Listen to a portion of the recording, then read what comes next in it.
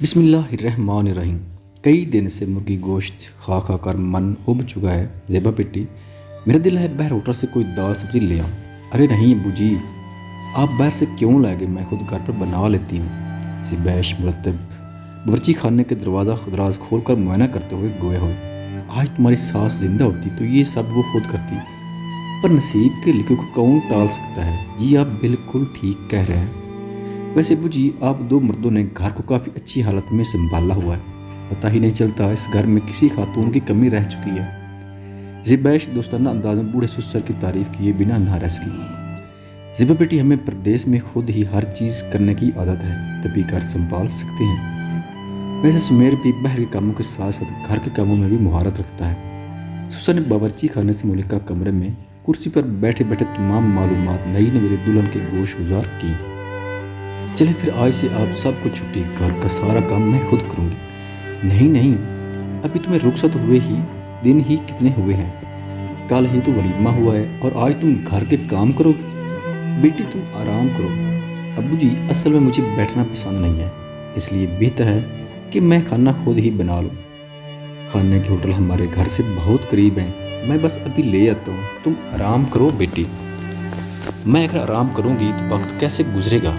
मैं तो आज से सारा घर संभाल रही हूँ। पुरजोश ज़ेबैश हैरत से आंखें मटकाए मान से कहने लगी। ससुर ने मुस्कुराते हुए सर पर दस्त शफकत रखा और गोया हुए, जीती रहो बेटी, ये घर तुम्हारा है, बस जैसे तुम्हारी रज़ा और खुशी है। और हाँ, मैं अभी बाजार जा रहा हूँ, मस्जिद को चाहिए तो नहीं है। एक मिनट, मैं फ्रिज में देखती हूँ, अगर किसी चीज़ की कमी हुई तो आप बाहर से लेते आना। चंद सनियों बाद वो लौटी तो कहने लगी, अब्बू जी मैंने देख लिया है, आलू टमाटर प्याज सब कुछ मौजूद है, सिर्फ हरा धनिया लेते आइएगा। आप बेफिक्र हो जाएं, मैं सब संभाल लेती हूँ, बल्कि सलन बनाती हूँ। समीर अभी तक बाहर से नहीं लौटा। ससुर ने पलट कर ताकीद चाहिए। जी वैसे तो बता कर गए थे जल्दी लौट आऊँगा, पर शायद मोहल्ले के दोस्त वगैरह ना मिल गए हों। अच्छा बेटी, मैं चलता हूँ, तुम अंदर से दरवाजे को ताला लगा लो। जी बेहतर। उस ससुर की पैरवी में चलती मसरूर से ताला लगाकर पलटी तो 5 मिनट बाद ही हल्की सी दस्तक ने अपनी तरफ मुतवज्जा किया। जी जनाब, कहाँ रह गए थे। ज़ेबैश ने मुस्कुराते हुए सुमेर का इस्तकबाल किया। अब तो आ गया हूँ, घर आमद पर खुश आमदीद जनाब। ज़ेबैश ने पलट कर आंखें मटकाई तो सुमेर ने मुस्कुराने पर इक्तफा किया। डैड किधर हैं, कह रहे थे बाहर से खाना ले आता हूँ, मगर मैंने मना कर दिया है क्योंकि आपका पेट जो ख़राब रहता है, इसलिए मैं खुद ही साफ़ सुथरा खाना घर पर बनाऊंगी। कोई बात नहीं, आप चंद दिन आराम कर लो। बज कह रही थी नई दुल्हन से जल्दी काम नहीं करवाना। सुमेर ने चलते हुए रोक कर खाने की मेज़ के करीब पड़ी कुर्सी को सीधा करके रखा और बात मुकम्मल करके हाथ धोने चल दिया। वैसे आपकी बज्जी कह तो ठीक रही थी, पर एक लड़की की घर में मौजूदगी पर 2 मर्द काम करते अच्छे नहीं लगेंगे, और मेरी तबीयत ये गवारा नहीं करती कि बूढ़ा ससुर सफाई करता फिरे और बहू रानी सोकर ना उठे। आप परेशान क्यों होती हैं। हमारे घर में गांधी कितना होता है। सुमेर बैठने वाले कमरे में एक कोने में बिछे पलंग पर जा टिका। वैसे इतने फासले पर बैठने के बजाय अगर ये मेरे हाथ थाम कर बैठता तो कितना प्यारा लगता है। ज़ेबैश सोच कर रह गई, शायद शर्मिला है या फिर अपने डैड से डरता है, कहीं वो अचानक घर लौट ना आए। जबकि समझदार ससुर तो हमें हर वक्त तन्हाई के मौके मुयस्सर करते हैं। आप बैठे, मैं ज़रा सलन तैयार कर लूँ। ज़ेबैश बोलते साथ बावर्ची खाने में घुस गई और यकदम सुमेर को अपने अकब में मुस्कुराते खड़ा पाया तो दिल की धड़कनें मुंतशिर होने लगी। चेहरे पर कौसे कज़ा के रंग बिखरने लगे, गोया वो ज़ेबैश को अपनी आंखों के जरिए दिल में उतार रहा है। वो अब यहाँ गर्मी में क्या करेंगे। खुद एतमाद ज़ेबैश शदीद बुखलाहट का शिकार होने लगी। मैं यहाँ पर आपकी मदद करूँगा, वो उसे शानों से थामते हुए गोया हुआ, पर मुझे मदद की ज़रूरत नहीं है। घर में औरत की मौजूदगी में मर्द काम करते अच्छे थोड़ी लगेंगे। ये पाकिस्तानी रिवाज है कि हर मर्द घर का काम नहीं कर सकता, जबकि इंग्लैंड में सभी काम करते हैं। पर फिर भी आप मुझे कोई काम नहीं करवाएंगे। चलें ठीक है, पर मैं यहीं पर खड़ा रहूँगा, बल्कि सलाद काट लेता हूँ। हाथ देख लो, बिल्कुल साफ़ है, अभी साबुन से धो कर आया हूँ। वो मासूमियत से हाथ दिखाता ज़ेबा के दिल में उतर गया तो वो बेसाख्ता खिलखिलाई। गहरे सब्ज और सफ़ेद रंग के इम्तजाज से मुज़य्यन गले पर हल्की फुल्की कढ़ाई वाले कुर्ते के साथ हम रंग शलवार और साथ लंबा सा दुपट्टा उसे गले में जोड़ रहा था, जिसे सुमेर ने हल्के से खींचा। इतना बड़ा दुपट्टा लेकर आप चूल्हे के सामने खड़ी होगी तो बहुत खतरनाक है। भाई खतरनाक कैसे, घर में भी तो दुपट्टा ओढ़कर ही खाना पकाती थी। ज़ेबा सुमैर के मुंह से कुछ बहुत दिल फरेब जुमले सुनने की ख्वाह थी, जबकि वो आग से डराने की हिदायत जारी करने लगा। ये दुपट्टा बहुत जल्दी आग पकड़ता है, अब दुपट्टा पकड़ लिया है तो चेहरा ये हाथ ही पकड़ लेते चिट्टे कबूतर। वो कलस कर रह गई। डरपोक भी नहीं है, फिर या तो ये बहुत मोहतात है या फिर रूमानियत का करतूत ही नहीं है। सुना है फिल्मों ड्रामों का भी शौकीन नहीं है। अब तो इतना उकताया हुआ शख्स भी कोई हो सकता है। रूमानियत बिस्तर में इकट्ठा सोना थोड़ी होता है। लगता है इस चिट्टे कबूतर को रूमानियत पर दर्स देना पड़ेगा। पर इंग्लिस्तान में रहने वाला बंदा इतना बेखबर या भोला कैसे हो सकता है। ज़ेबैश दिल ही दिल में ताने बाने बुनती दुपट्टा सुमैर को थमाकर खुद उसकी पुश्त किए फुर्ती से तमाम मुसलजात तैयार करने लगी, जबकि वो गहरी नज़रों से उसके वजूद से आंखों को सैराब करने लगा।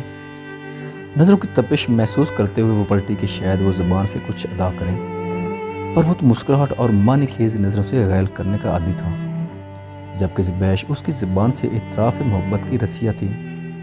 इसी आंख मचोले में आलूओं की लजीज बिजिया पैर तकमील तक पहुँची। सुनिए, आप इतनी गर्मी में रोटी ना पकाएं, मैं बाहर से ले आता हूँ। क्यों भाई, मैं माजूर थोड़ी हूँ, इतनी अच्छी रुमाली रोटियाँ बनाती हूँ। और रहा गर्मी का सवाल, तो मैं उधर की पैदाइश हूँ और इस मामले में नाजुक मिजाज हरगिज़ भी नहीं हूँ। जी बेहतर। वो फिर से मुस्कुराया। एक तो इस परदेस की मुस्कुराहट मेरी जान ले जाएगी। कब से आप इधर गर्मी में खड़े क्यों झील रहे हैं? ज़ेबा ने हैरत से आंखें फैलाईं। आप परेशान ना हो, मुझ में भी बहुत सब्र और बर्दाश्त का मादा है। होए होए, क्या बात है जी। ज़ेबैश अपनी मखसूस रौ में बिना इजाज़त तलब किए बहने लगी। एक परदेसी मेरा दिल ले गया, जाते जाते मीठा मीठा गम दे गया। सुमैर ज़ेबैश के गुनगुनाने के दौरान कानों पर हाथ धरे मुस्कुराहट सजाए नफ़ी में मुसलसल सर हिलाता रहा, जबकि ज़ेबा घूर कर रह गई। अब मत बना, मुझे लगता है बहर दस्तक हो रही है। वो हंसते हुए बावर्ची खाने से भाग निकला। मुंडिया, दुपट्टा छड़ मेरा। पता नहीं ये शख्स ज़बान से मदा सराय का कैल क्यों नहीं है, जबकि नरम तबीयत रखता है। अब मुझे क्या इल्म इसके दिल में क्या चल रहा है। मैं पर रोज़ाना खाना पकाते हुए सालन से उठती प्याज लहसुन की महक से छुटकारा पाने के लिए बावर्ची खाने की खिड़की और दरवाज़ा खोल देती।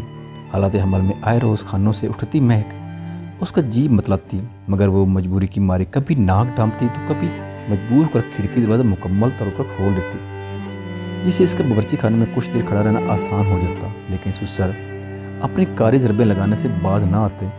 आज भी जब वो उनके कमरे के सामने से गुजरी तो वो किसी रिश्तेदार के साथ उसकी बुराइयां खोल खोल कर बयान करने में मुनहमिक थी। इस महापरा में तो अकल नाम की चीज़ नहीं है। बहुत ही लापरवाह और ज़िद्दी लड़की है। जिस बात से मना किया जाए वही करती है। जब भी खाना पकाती है खिड़की दरवाज़ा मुकम्मल खोल देती है और सारा घर ठंडा करके रख देती है। हाला सास पास खामोश तमाशाई बनी बैठी थी, गोया उन्हें अपनी भांजी के सिवा इस किस्म की हर्जा सराय से कोई फ़र्क नहीं पड़ता है। महपरा का दिल खौफ और गम से भर गया। सिवाय अदील के प्रदेश में उसका कोई गम खार ना था। सरदल कोल्हू के बैल की तरह काम करती और सुसर के तानों का बाजार अलग से गर्म रहता। वो समझ नहीं पा रही थी कि सुसर को कैसे मुतमैन करे। रात जो भी ख्वाब देखती वो हर सुबह उठकर सास सुसर के साथ दोस्ताना अंदाज में बयान कर लेती। अलगर्ज हर वो काम, हर वो बात जो उसकी अकल के मुताबिक दुरुस्ती वो कर गुजरती, ताकि वो सुसर के कुचोकों से महफूज रह सके। बावर्ची खाने में खड़ी वो सोचों के भंवर में उलझती चली गई। अभी कल की ही बात थी जब वो अपने रिश्तेदार बुजुर्ग के सामने उसे दो कौड़ी का कर रहे थे। सास सुसर बुजुर्ग रिश्तेदार को खाना देकर वो उधर ही उनके पास सामने सोफे पर बैठ गई। मामू जी, आज मैंने एक बड़ा अच्छा रग कालीन का टुकड़ा देखा है, मुझे तो बहुत पसंद आया। सोच रहा हूँ यहाँ कमरे में बिछाने के लिए ले आऊँ। मैं पर फ़ौरन जोश से गोया हुई, अंकल मेरे ख्याल में रग अच्छा रहेगा। जब गंदा होगा कम अज़ कम फ़ौरन धोल तो जाएगा।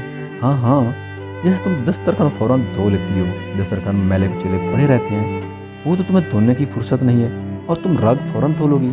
मैं पर दम खुद रह गई। फ़ौरन आंखों में उमड़ आने वाले आंसू को पिया, जबकि सुसर के बुजुर्ग मामू और सास खामोश तमाशाई बने बैठे रहे।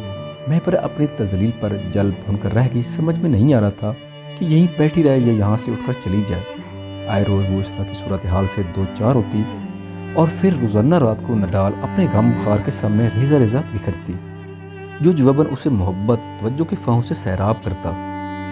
دن کا اجالا ہر سو پھیل گیا اور وہ اپنے گڑے جسم اور گردن کو دائیں بائیں جھٹکتی بلی کی چھلانگ پر فوراً اٹھ کھڑی ہوئی۔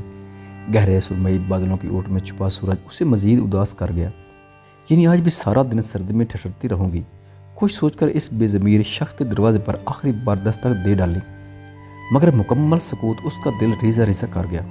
ماجد کو اتنا بھی بے حس ہو سکتا ہے؟ ایک پاک دامن پاکیزہ بیوی کے ساتھ راتیں رنگین کرنے کے باوجود اس کے ساتھ کھڑے نہیں ہو سکے۔ میرے مولا، میں کہاں جاؤں، کس سے پوچھوں، اور کون اس پردے میں مجھے اعتبار ملے گا؟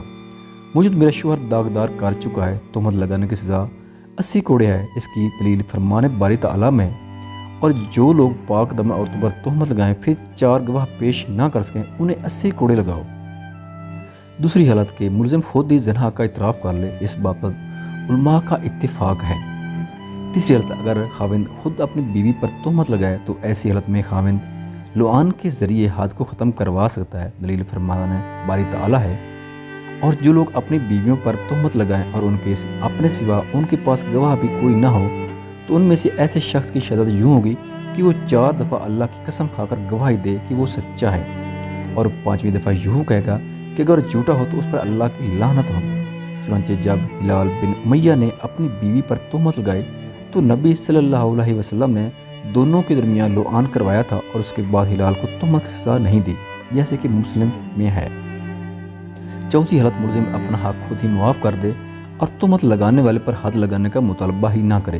چنانچہ مندرجہ بالا بیان کے بعد اگر کسی نے جھوٹی تہمت لگائی تو اس کے لیے حد قذف ختم کرنے کے لیے ایک ہی راستہ ہے کہ جس پر تہمت لگائی ہے اس سے معذرت کرے اور معافی مانگے۔ چنانچہ اگر تو وہ معاف کر دے تو، اور اگر وہ تہمت کی حد لگانے کا مطالبہ کرے تو یہ اس کا حق ہوگا۔ نو انگلش سمیرا ڈری سہمی تھان میں سامنے بیٹھے گورے سے بھی خائف تھی، بار بار اپنا دوپٹہ لپیٹتی۔